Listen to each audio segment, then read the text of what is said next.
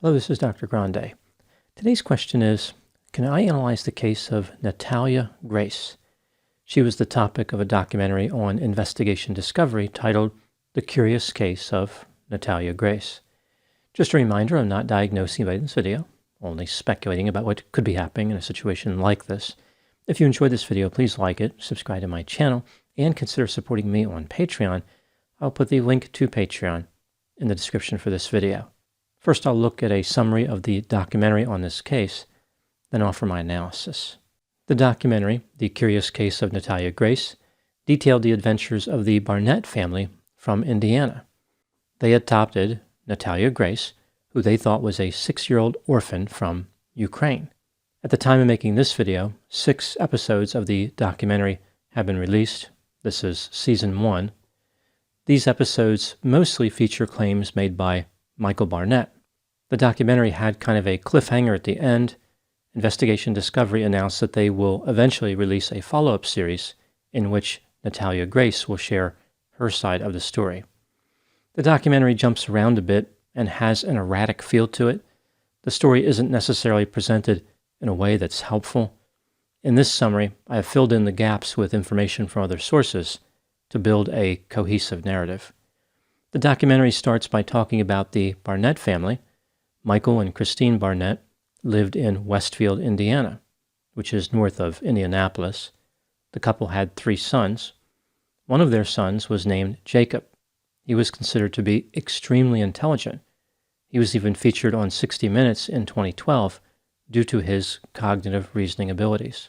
Along with his father, Jacob was also interviewed as part of the documentary. Michael talked about how he and his wife became interested in adopting a child. He received a call from an adoption agency that told him the family could adopt a 6-year-old Ukrainian orphan named Natalia Grace, but they had to do so within 24 hours. It was an emergency.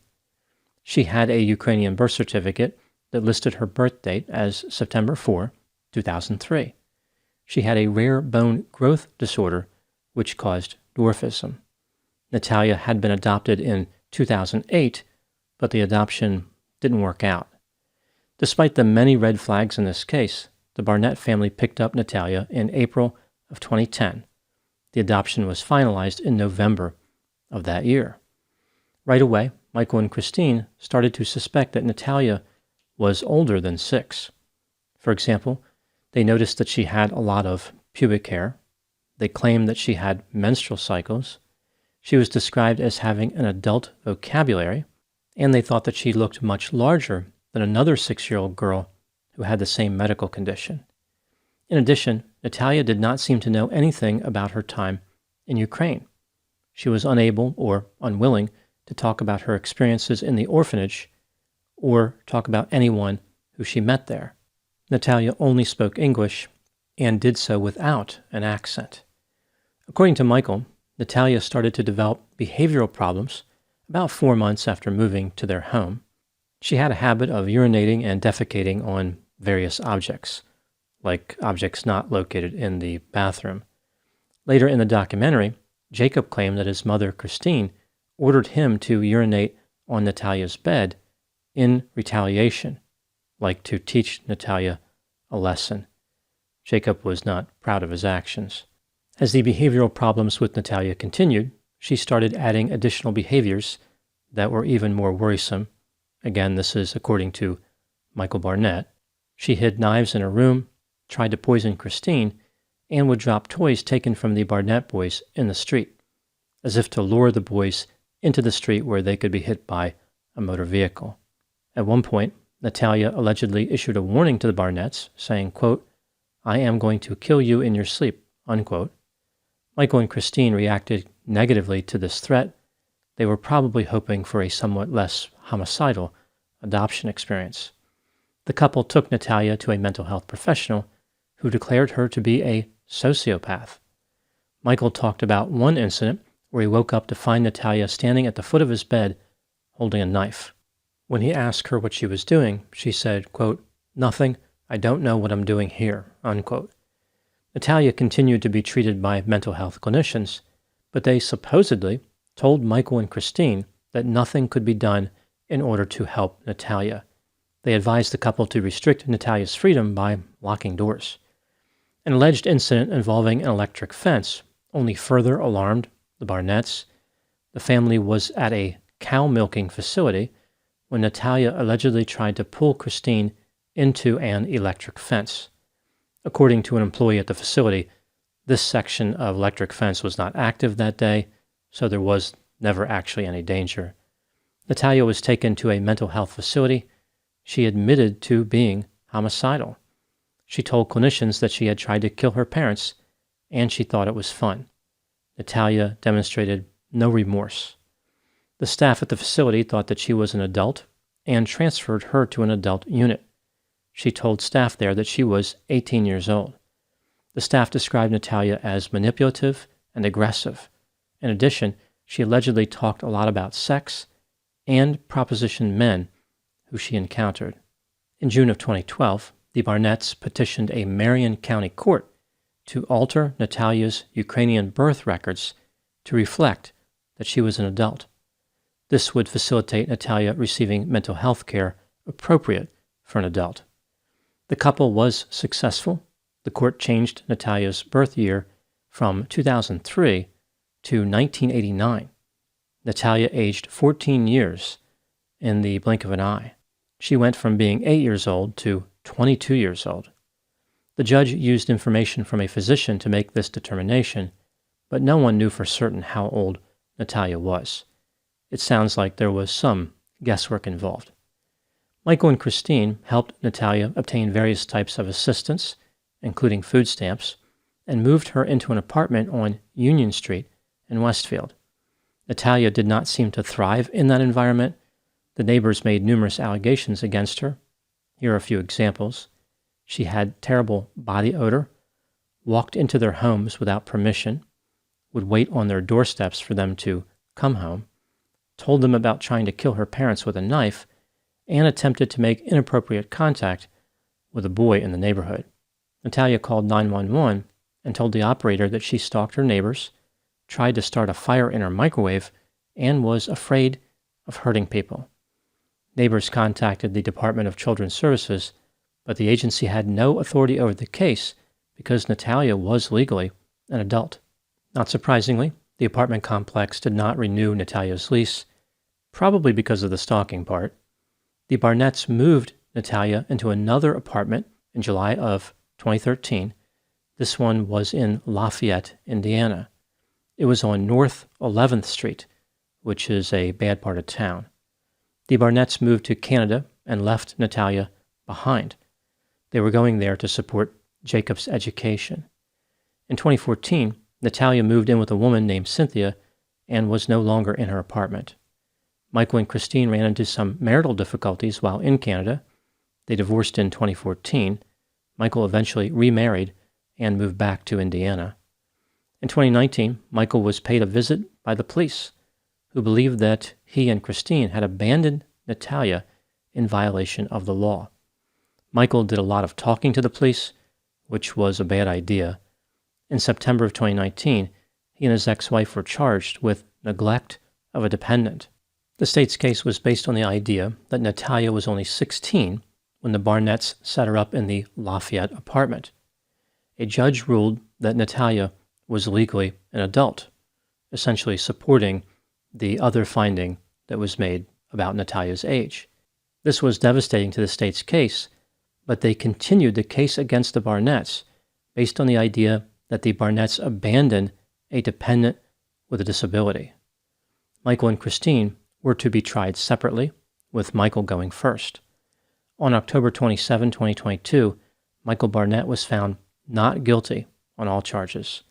On March 24, 2023, the charges against Christine Barnett were dismissed. Now moving to my analysis. Here are my thoughts on a few areas that stood out to me in this case. Item number 1. This case contains a lot of evidence that points to different conclusions. For example, Natalia gave conflicting statements. Collecting more information about the life of Natalia Grace and her experiences with the Barnetts does not necessarily bring the truth into focus. There is the sense that for every point made by one statement or observation, there is an equal counterpoint that comes from somewhere else. One central mystery in this case has to do with Natalia's age. This brings me to item number 2. When was Natalia Grace born? Was she born in 2003, as her birth certificate originally stated, 1989, as the judge ruled later on, or some other year? Was she a child or an adult when she was adopted? Let's take a look at the evidence both for and against the idea that Natalia was actually 6 years old, or close to that, when she was adopted. Starting with the factors that support this theory. Natalia's birth certificate indicated that she was 6 years old. The producers of the documentary found Natalia's mother in Ukraine. She was born in 1979, which meant that Natalia was definitely not born in 1989. Natalia could have been born before 2003, but not 14 years earlier. Moving to the factors that contradict the theory that Natalia was 6 years old, or close to it, when she was adopted. Her parents claimed that she had menstrual cycles and a lot of pubic hair. Natalia never grew at all after the Barnetts adopted her, not even a little. She had adult teeth. A physician said that she was 22. In theory, this determination was partially based on bone density test results. Natalia did not like dolls or other toys. She found certain mental health therapy exercises to be childish and did not like them for that specific reason. Natalia was diagnosed as being sociopathic, which is not actually an official mental disorder. The closest mental disorder to sociopathy would be antisocial personality disorder, which cannot be diagnosed under the age of 18. Natalia allegedly heard voices. Many of the disorders that would cause this symptom would not be found in children. Natalia was described as being articulate and having an adult vocabulary. If Natalia was a child when she was left in the apartment, why didn't she cry or completely shut down emotionally? Most children that age would have a strong reaction to being abandoned like that. In 2012, Natalia told mental health professionals that she was 18. When considering all the evidence, do I think that Natalia was 6 years old or close to it when she was adopted? No, I believe she was older than 6. I don't think she was an adult, but I think it is reasonable to believe that she was somewhere around 11 or 12 years old. It's worth noting that whether she was 6 or somewhere around 12, she was still a child. Moving to item number 3, do I believe that Natalia wanted to kill the Barnetts? Like, was she really dangerous? Natalia told mental health professionals she was homicidal. Neighbors accused her of stalking, and she called the police on herself, saying that she was stalking her neighbors. When speaking to Phil McGraw, Natalia said that another family had rejected her because they thought she was going to break their son's arm. I don't think that Michael and Christine are credible, but it's hard to ignore the other reports in this case. Clearly something was going on with Natalia. She put people in fear for their safety, but I'm not convinced she was dangerous. There's no evidence that Natalia actually hurt anyone. One would think that if she had this predisposition to cause harm, she would be successful at least once. Item number 4, there have been many allegations that Natalia was mistreated by Barnett family members. Just a few examples. Michael accused Christine of physically striking Natalia. Jacob admitted to a disconcerting urination situation, which also implicates Christine because she allegedly directed Jacob. A conversation between Jacob and Michael was caught on a microphone that Jacob was wearing during the recording of the documentary. Jacob had forgotten to remove the microphone. He mentioned to Michael something about Natalia being thrown down steps. In the last episode of the documentary, there is this dramatic cliffhanger where Michael has been confronted with some type of horrible accusation. The nature of the accusation was never stated, but one can infer that he had been accused by one of Christine's lovers of doing something bad to Natalia. In some of the video clips shown in the documentary, Christine appears to be grilling Natalia. Michael accused Christine of forcing Natalia to stand with her head against a wall for 8 hours. Christine was allegedly trying to extract information from Natalia about who she really was, as if Natalia was some type of secret agent or con artist who had infiltrated the Barnett family. If Natalia was mistreated, This could explain her propositioning of men, use of sexual language, and other boundary crossing. Item number 5. In the documentary, it's fairly clear that Michael wanted to hurt Christine emotionally, but it's hard to believe a word that he said. He was dramatic, overly emotional, and appeared to be feigning tears. When the police came to talk to Michael, he tried to bury his wife by implicating her, but he also almost buried himself. I wonder if the same pattern of vengeance repeated in other places, like was Natalia the focus of Michael's rage and pettiness at one time? If he could be that vindictive against Christine, he could be that vindictive against other people. Item number 6. What do I think happened in this case? This is just a theory, my opinion. I think that Natalia had been mistreated at some point prior to being adopted by the Barnett family, and she was a few years older than her birth certificate suggested. She exhibited some antisocial behavior, which greatly disturbed the Barnetts. They reacted in a way that was unhealthy and maybe even aggressive. They exaggerated the negative behavior and tried to make Natalia feel ashamed. In addition, they tried to get her to confess to being older than she was. This harsh and oppressive environment only made Natalia's behavior worse. The Barnetts wanted the court to change Natalia's age in order to get her out of their lives. Through Michael's effort to get revenge on Christine for the divorce, he made himself look guilty. Fortunately for Michael, the jury realized that he was morally offensive, but not a criminal. Now moving to my final thoughts. This case brings up many questions. Was Natalia an adult pretending to be a child pretending to be a stalker, an age-shifting secret agent from Eastern Europe, or an aspiring electric fence killer pretending to be captivated by cow milking? I don't know, but I would like to hear Natalia's side of the story. The contradicting evidence in this case does not leave much hope that the next documentary will clear up these questions, but maybe it'll help a little. One thing is for certain, this case may be about someone diminutive in stature, but the mystery is enormous in scale. Those are my thoughts on the case of Natalia Grace. Please put any opinions and thoughts in the comment section. They always generate an interesting dialogue. As always, I hope you found my analysis of this topic to be informative. Thanks for watching.